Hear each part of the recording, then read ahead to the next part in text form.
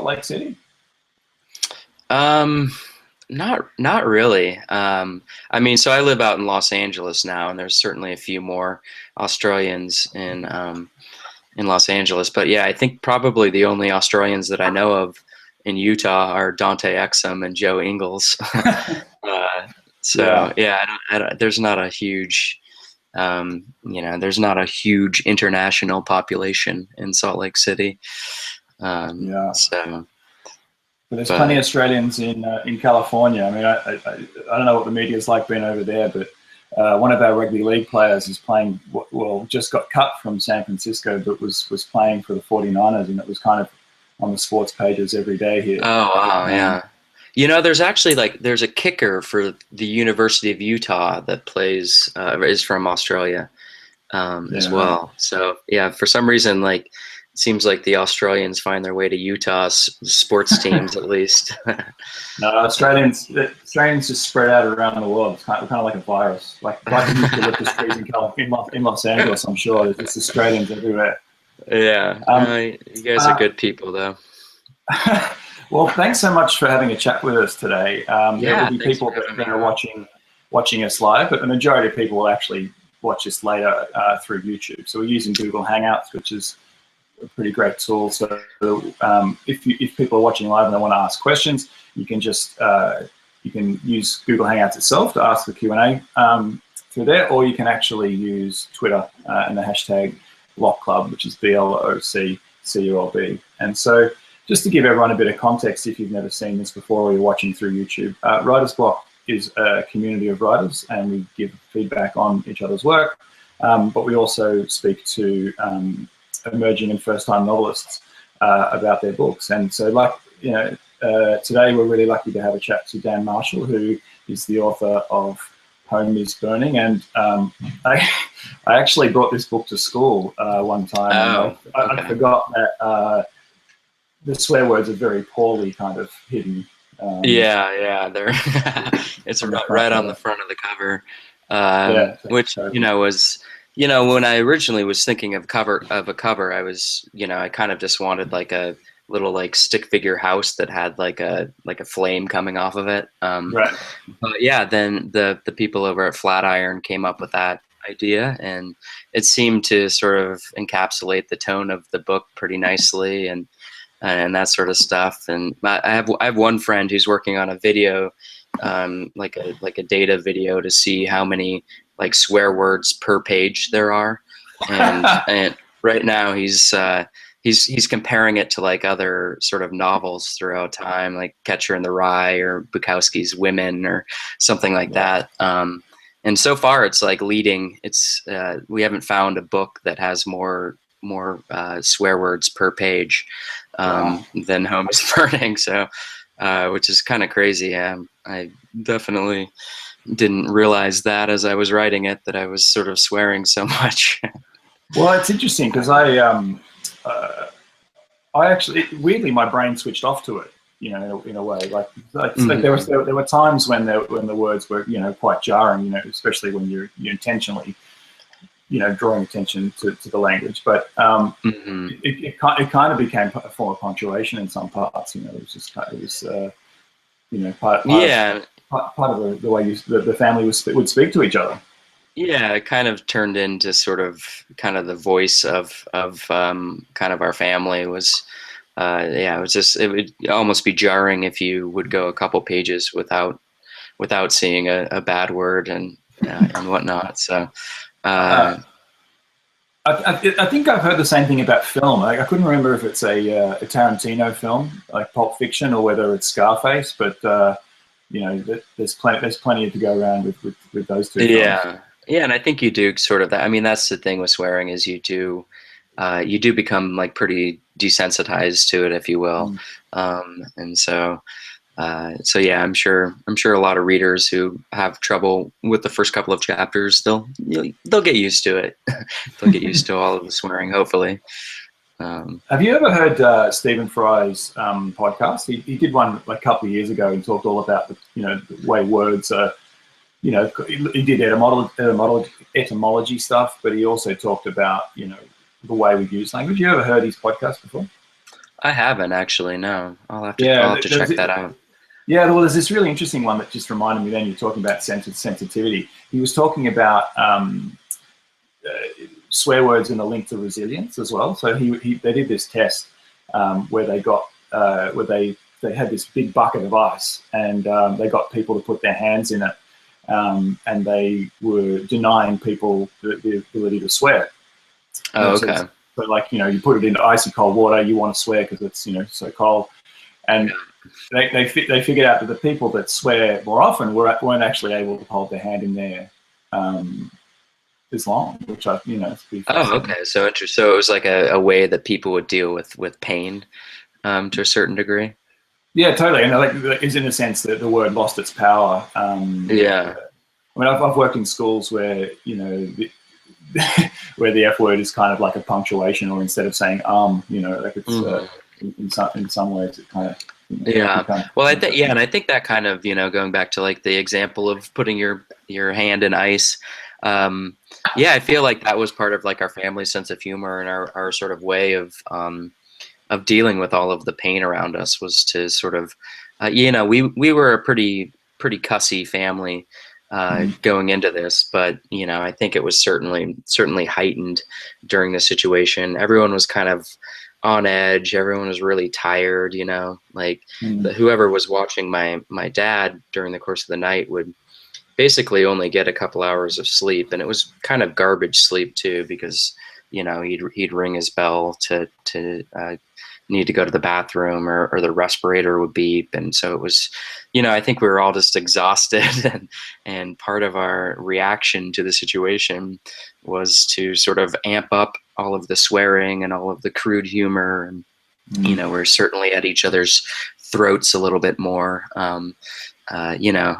So it was just definitely like that situation sort of heightened all of our behavior into this sort of extreme realm, and I kind of wanted to capture that with the book, because I don't know. I mean, I think most people that are going through a horrible situation, everyone kind of experiences it differently, but there's just like a lot of really horrible, ugly things that happen during that. And I don't know, you kind of hear more about the sentimental things, instead of just the real sort of disgusting human moments where people's behavior maybe isn't the best, and all that. So I don't know. So Yeah, yeah, that was something I tried to do in the book. yeah. You certainly don't hide that. I mean, I think in the first couple of lines you refer to yourself as like a selfish white jerk. Yeah, I was like, I was pretty hesitant to do that, because I was like, God, I'm starting out with like the reader basically hating me. But I don't know, it kind of became sort of the arc of my character, was to go from sort of an asshole to a little bit less of an asshole. And so that was kind of the character journey. And so like, yeah, so I don't know, I didn't want to be easy on myself. And I figure if I'm really hard on myself, it sort of allows me to be hard on other people too. Like they can forgive that sort of, if they're like, well, you said this and this about me, and I'm like, well, I said this and this about me, which is worse than what I said about you. And so I don't know, it kind of creates this like we're all in this together sort of feel. But yeah, it was certainly a risk. I had a friend read a pretty early draft, and 10 pages in, he was just like, look, like, you're too big of an asshole to like want to continue reading this book. So I went in and sort of toned down the beginning just a touch, and then also added the preface where I, kind of try to introduce myself and my voice to the reader in a very sort of conversational way, and sort of set it up like, look, like, I might seem like an asshole, but like, I'm really trying to be your friend through this thing, and kind of help guide you through it. So I don't know. Yeah, but to me that made it so much more human and relatable. And I know you've read. So I've read an article where you said that your mother wasn't that comfortable with wasn't comfortable with the book at all before started back, that people were reading her as the hero in the story. And yeah. Yeah, I mean, she was pretty uncomfortable initially. Yeah, I mean, when she first read the blog, she called me like at 5:30 in the morning. Like what she was doing up that early, I don't know. But yeah, she voiced her concerns, and she basically at one point was just like, "You better watch out because I'm going to start my own blog." And I got so much shit on you, and told me all these stories about things that she was going to tell people about.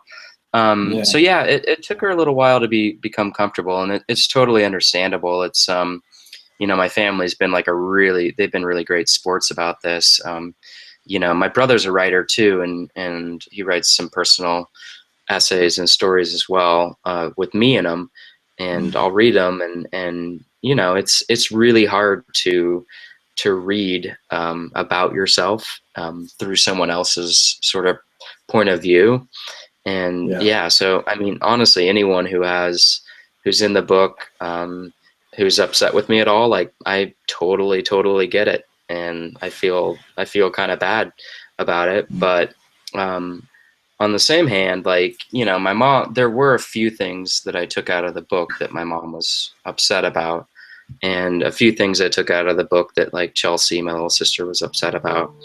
But I kind of got to a point where I didn't want to send it or tell everyone that was in the book that they're in the book, just because I felt like I'd be in a position where I'd be pulling things out of the book, and then pretty soon I wouldn't have a book.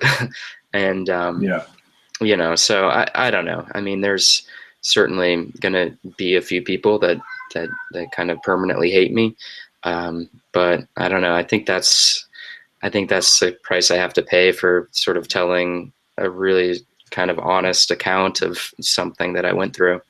Yeah. So, have you had a Christmas with Big Cock Brian since, or is it? How's that gone?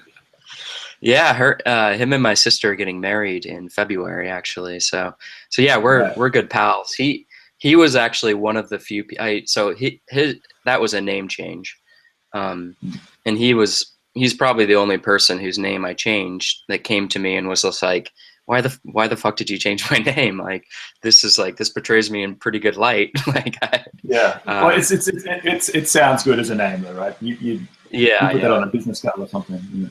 Yeah. But he's like a lawyer, and his family, everyone in his family is a lawyer. So I kind of figured like, probably best to change his name just in case they're upset. But yeah, he's still part of our family, getting married to Tiffany in a couple of months. And so yeah, he's still around for sure.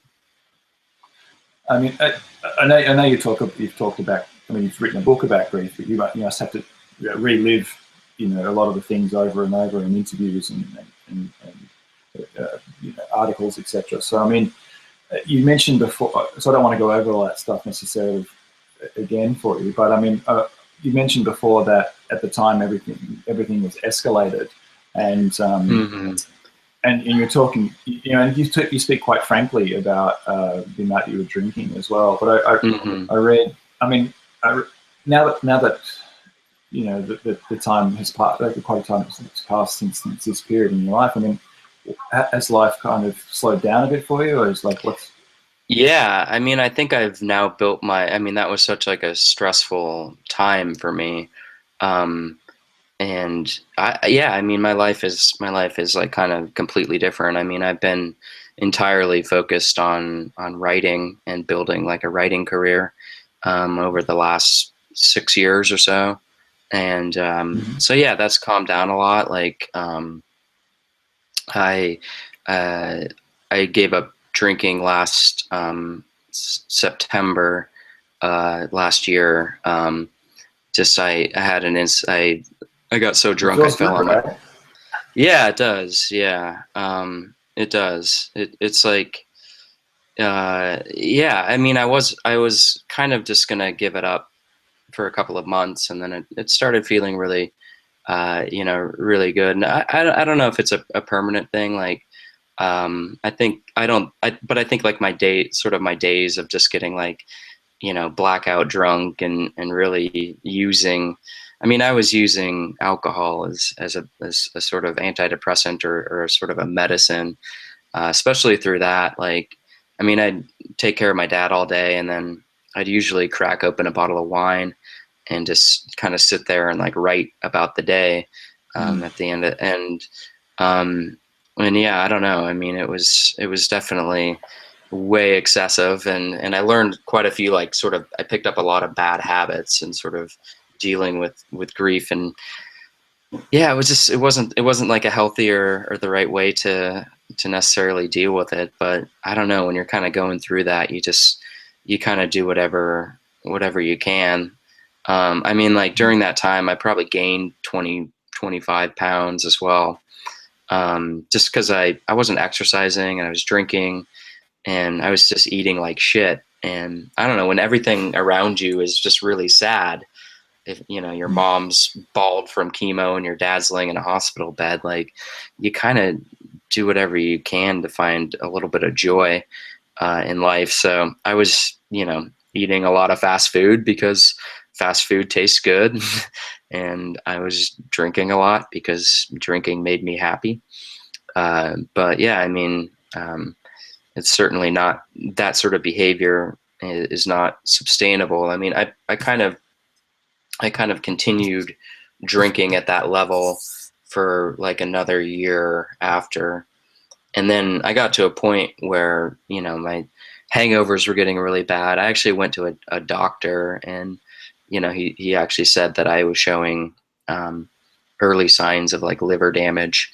And, some of my blood work was not good. So I really needed to bring all of that down just for health reasons. It just wasn't sustainable. And I don't know, it's a lot, life moves a lot slower when you don't drink, but it also is, You got more time, right? yeah, I feel like I got a lot of, I feel like I got 1/7 of my life back, because there would always be one day where I'd be like really hungover and sort of unable to do anything. And so, yeah, it's nice kind of getting your weekends back and being able to wake up on a Sunday and go for a hike or go to the beach or something like that. It's have you heard of this Australian website called Hello Sunday Morning before? No, I haven't. Is it good? It's basically it's basically a community. I mean, Australia has a serious problem with binge drinking, and it's basically a site where people, and particularly young people, are going to because they feel like there's such a drinking culture in this country. But what they do is they basically support each other to give up booze for 3 months, and and the idea is that you get your Sunday mornings back. You go and do stuff at 8 o'clock in the morning on Sunday. You're not. Yeah, that's a great idea. I love that. I'll have to. Yeah, you're not waking up just like feeling like total death and and all that sort of stuff. It's certainly a good feeling. And I don't know. I think it's just like, and like I said, I don't plan on like giving up alcohol forever, but I feel like I need to sort of relearn my approach to it, where my previous approach was just like, there's something painful, like, better drink. But now I kind of want to relearn it to just like, just socialize, or if I go on a date or something like that, to be able to have like a beer or a glass of wine without without really flipping the party switch and just going for it. Because there's always that point where you have a couple drinks and there's you either kind of have that kill switch built into you or you don't. And I was finding I didn't really have that kill switch. Like, I'd get 5 drinks in and that kill switch would disappear, and I don't think I ever said no to like that 6th or 7th drink. Like, it just I don't know, it feels too good. Yeah. So. I mean, you mentioned before that you kind of started the blog, and drinking was part of that. You had a bottle of wine while you were kind of working your way through the posts. Was that a hard habit to break? Not too hard. Just because like I would usually, anytime I would write when drunk, I would reread it the next morning and realize that it was Like like a lot. Hemingway? Yeah, it was like a lot worse than like writing sober. So I'd have to go back and fix everything. But yeah, and I don't know. It's just, yeah, I wasn't able to sort of do it for a very long period of time. Sometimes it would help to sort of get the creative juices flowing or kind of tap into a certain emotional state. But yeah, I don't know. I mean, I think the big switch came when I started writing screenplays. Because there's just screenplays are just like so mechanical, and they're like putting together like a puzzle, and it's you can't be drunk to do that sort of writing. And it's more collaborative too, right? Yeah, I mean I still write everything by myself, but yeah, I mean you have to take people's you get notes from producers and from other writers or directors and that sort of stuff, and they're usually notes that you kind of have to take. So yeah, it is a little bit more of a collaboration. So Speaking of notes, did you get your brother to have a look at anything on any part of Homer's Burn? did I get what's that? Did you get your brother to have a look at any of Homer's Burn at all? My dad? Your brother? My Bubba? I'm not sure. Your brother? Sorry, your brother. Oh, my brother. Okay, sorry. We'll be dropping out for a bit, were we? Yeah, there was like a little cut, so I wasn't quite sure. Yeah,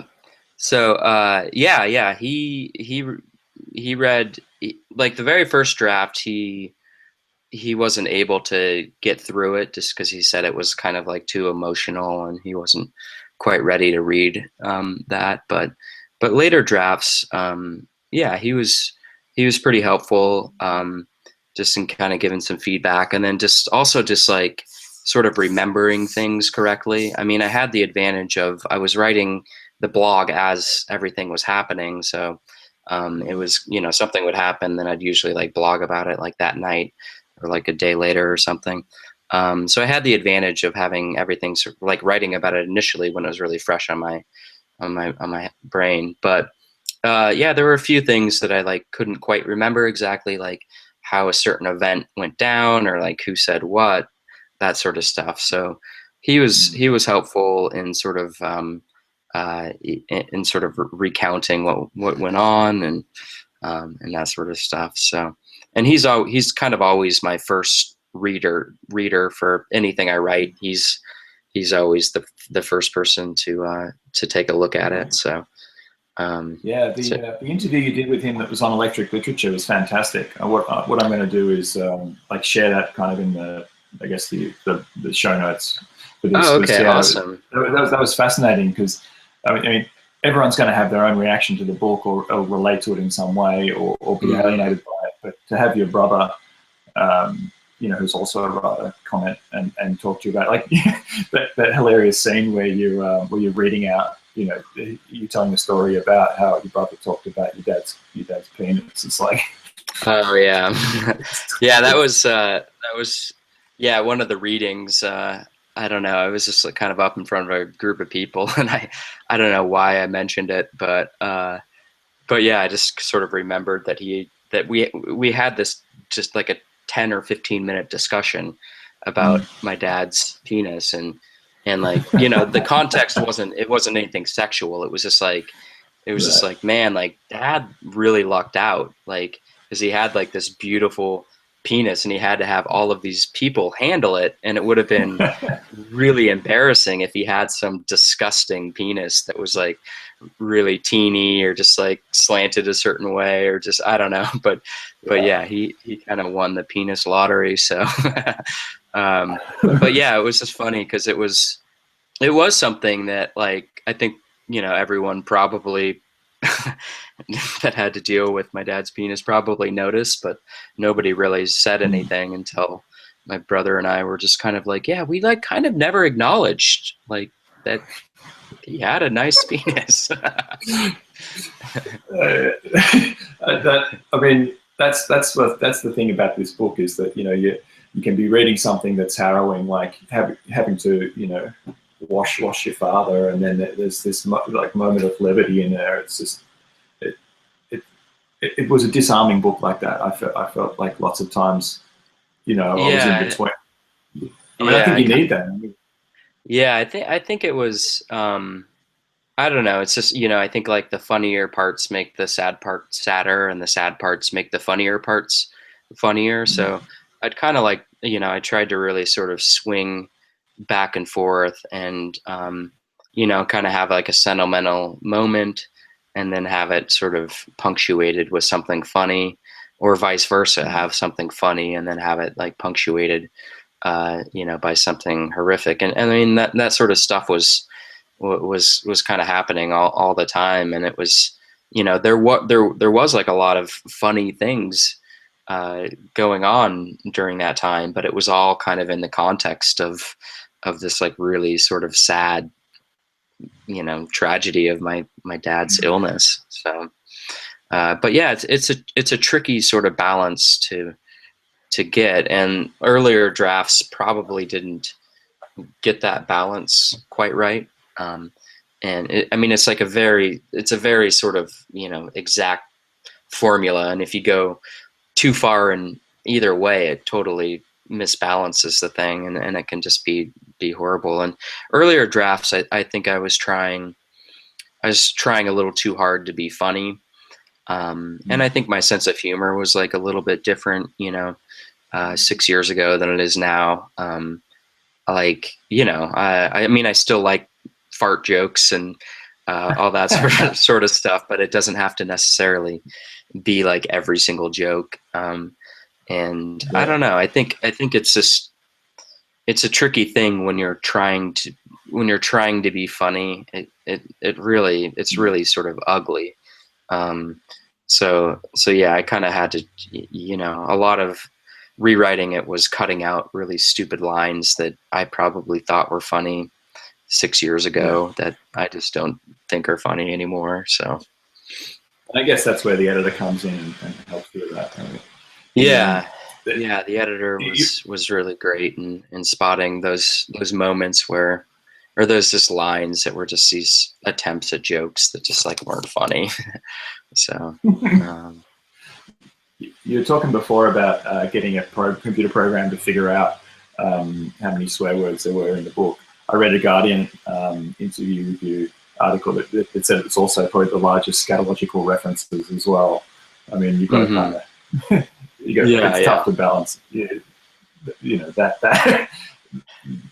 Yeah, no, it's the rest of the book. Yeah, it certainly is. You know, but it's, you know, I wanted to kind of include all of the scatological humor and that sort of stuff, because I don't know, it's a big part of taking care of somebody who's like in a hospital bed. Like they can't get up to go to the bathroom. You know, they're wearing diapers. And so I don't know, I mean, like 60% of the care that you do for them in those situations is like bathroom stuff. And so so yeah, I don't know. I didn't want to sort of shy away from talking about any of those things, just because it felt like it was sort of a big part of the experience. So yeah, and you don't shy away from many things. I was also thinking before I was going to have a chat with you. There was this article at the start of the year. I can't remember the author's last name. Her first name was Anne, and she was talking about privilege, and you do talk about privilege in the book as well. And she was basically saying, why don't writers talk more about where their money comes from? And she was talking, her husband essentially supports her writing. I thought, like, those, you don't try and, you know, you don't hide that privilege there, but you also actually investigate it and talk about it. And I thought that was really, really, really interesting. Yeah, I mean, I think I think it's like was part of kind of the story.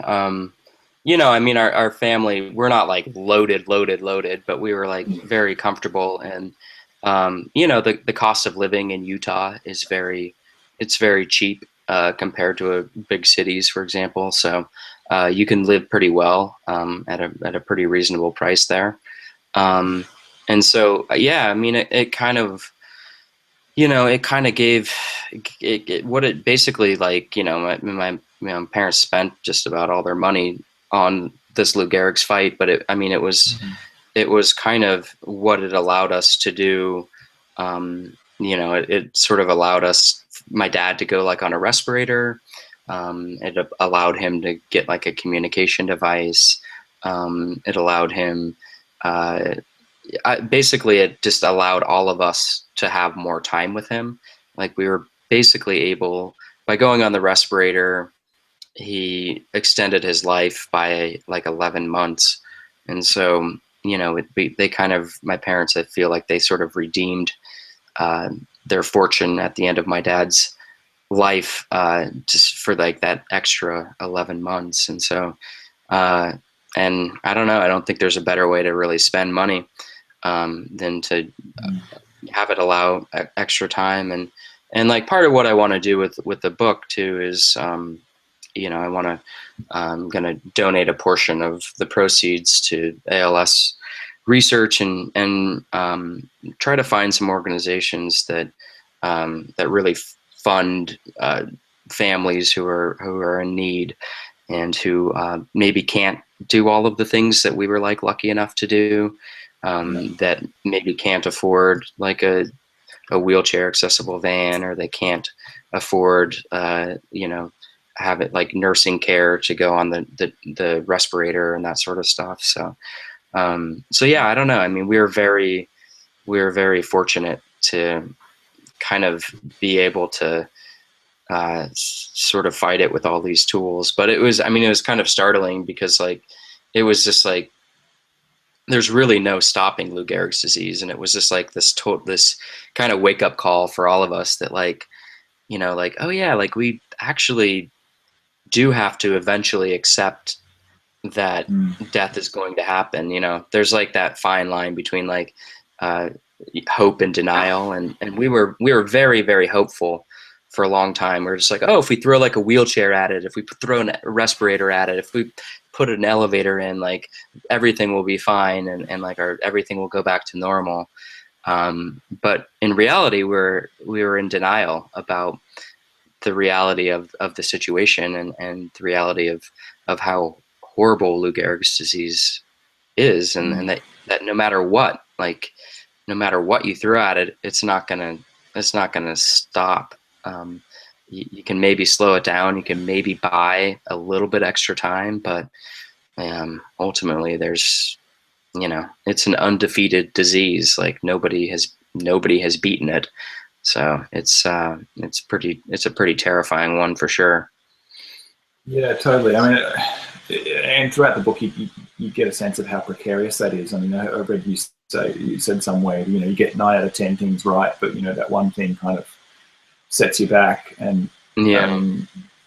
Throughout the book, that it's always present. You know, that. Yeah. There. I mean, there was, you know, we didn't know what we were doing at all at first, but then we slowly learned. But yeah, we can kind of continue to make mistakes, and I think our mistakes, we felt really bad about our mistakes because we loved our dad so much, and we didn't want to fuck up, and so we were really hard on ourselves. And I think I tried to sort of capture that in the book. Some readers read the book and they're just like, wow, these people were really bad at taking care of their dad. And there's a woman on Goodreads who read it, and she just, I mean, it was like a very hurtful review. It felt very personal, and her, you know, her main argument was that we were just really bad at taking care of our dad. And I don't know, I didn't really highlight all of the good things that we did and all the things that we did right, just because I think it would have been boring. And so I fixated more on our inadequacies and our mistakes that we made along the way, because that's what I mean, not to sound too cliche, but I mean, that's what you like learn from. You learn Yeah, from, totally. if you, this woman on Goodreads was like, yeah, they like ran their dad into the wall. And it's just like, you know, he was in a 450-pound wheelchair, a respirator dangling from the back. You had this like little teeny like hand control that you're trying to like steer him, because the chair is like essentially too heavy to push yourself. So you have to use this like little hand control thing. Uh, and yeah, I mean, occasionally the chair would like bump into a wall or something, or occasionally we would drop him when transferring. But I don't know. I mean, nobody pitches a perfect game when it comes to taking care of somebody's, especially an illness that progresses so rapidly, and you're basically having to like learn something new every single day. I mean, it was, you know, one day it would be like helping my dad get his pants down, and then the next day it would be like changing his diaper, and then the next day it'd be like changing his diaper while he's in bed, and then, you know, or like changing his diaper when we're out and he accidentally has an accident. And like, I don't know, so it just like the level of the degree of difficulty of care like would continue to increase. And so, and it, you know, it doesn't get easier. So yeah, we definitely made some mistakes, but I don't know. I mean, I think if you like asked my dad if he thought we did a good job of taking care of him, at least I would hope that he would say that we did do a good job ultimately. So I mean, yeah, you're right. It's not a manual. I mean, it's the story of, you know, of your life, and the whole way through it, you can see the love that you have for your, you know, your father and the rest of your family. I mean, yeah, I mean, Goodreads kind of ties into a question actually one of our book club members has asked. It's kind of about that relationship with online community and immediate feedback. yeah. Because you said before that you wrote blogs and people could see them.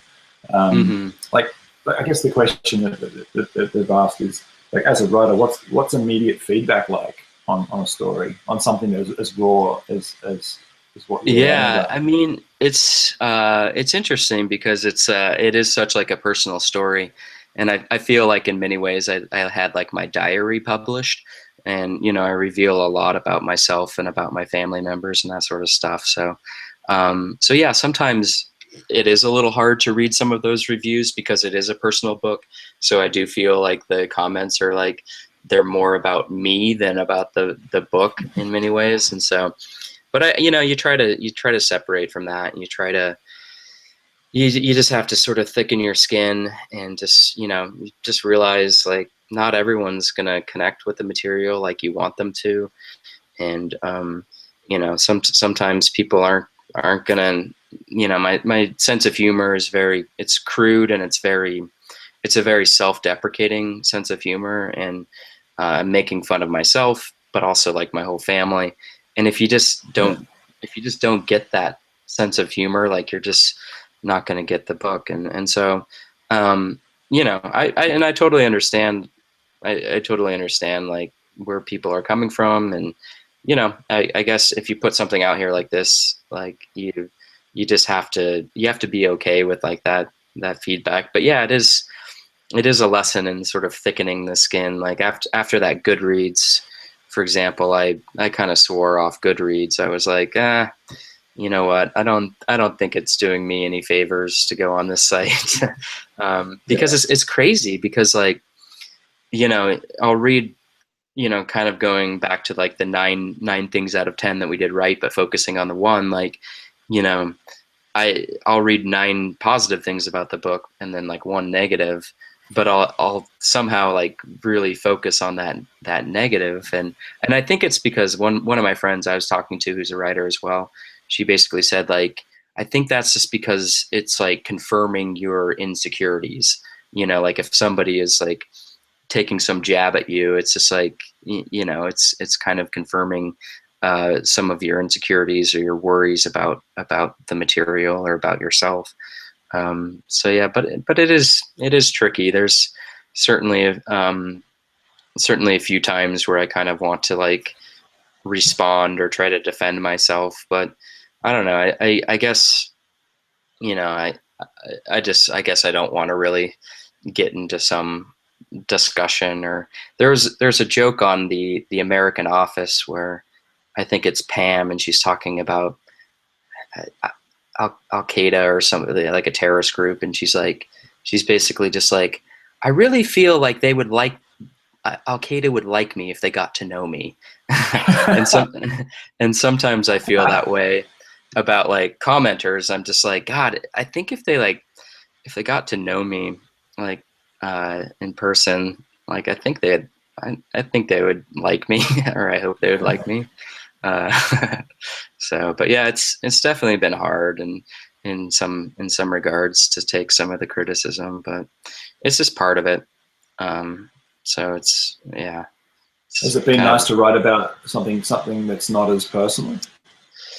Yeah, well, I've been adapting the book into a screenplay, so I've still been kind of stuck in Lou Gehrig's world for the last like few months. But yeah, I mean, I cannot wait to kind of move on to the next project. Actually, like when I first went to USC to get my degree in screenwriting, the first thing I wrote was this elephant heist movie where like a guy has to like break into a zoo and like steal an elephant to like repay like a gambling debt that he had with like a rapper who wanted to like own an elephant.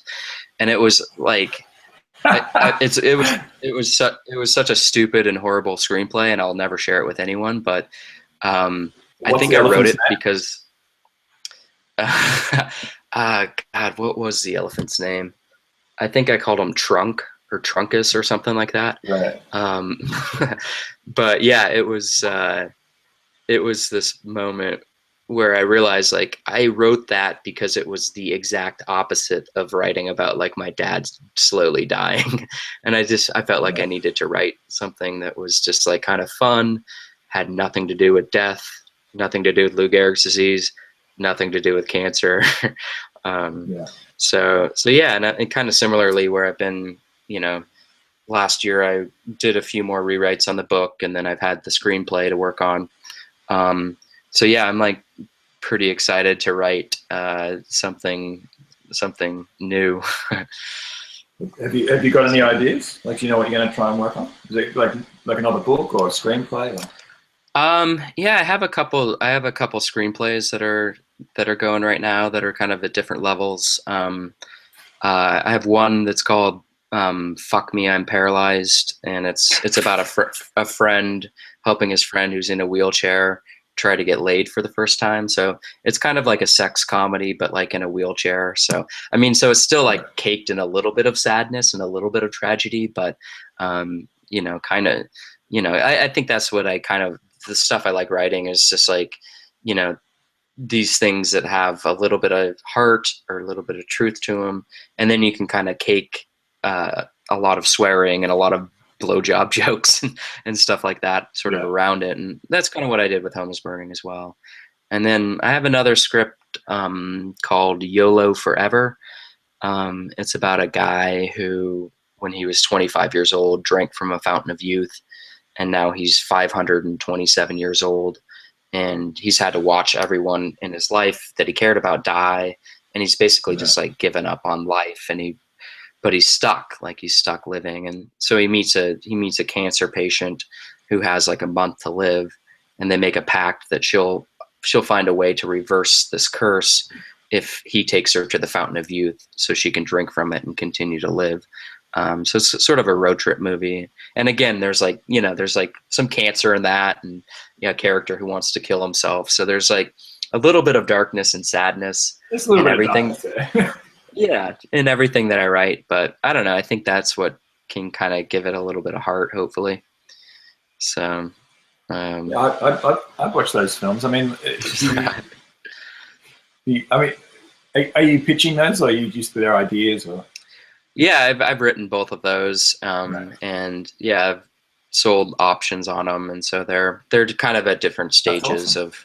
Yeah, hopefully they'll get made next year if they go. I don't know. It's just like everything is. It's so hard to get anything out there, and whether it's a book or a movie, it's just like you just kind of assume that it's not going to happen.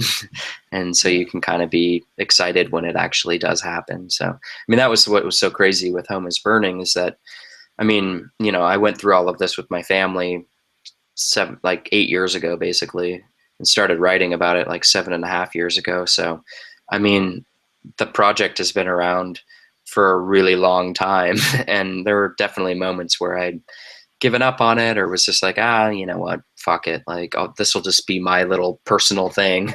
But yeah, so I don't know. I'm just like so thankful that it broke through and got out there, because I don't know. I mean, yeah, it's kind of surreal.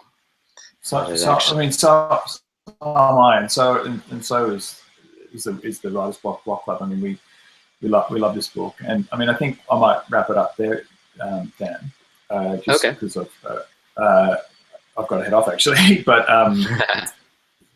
yeah, so the book is called Home is Burning. It's a memoir by Dan Marshall. You can see it there.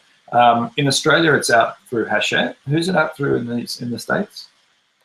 Through it's Macmillan Flatiron, which is an imprint of Macmillan. Yeah, cool. And I mean, like I said, I devoured it in a couple of days when I was on holidays, and I don't want to say characters, because you know they're real people, but the story and it stayed with me, and I'm looking forward to seeing, like, I mean, it'd be interesting to see how Miles Teller comes across, because like I didn't have him in my mind.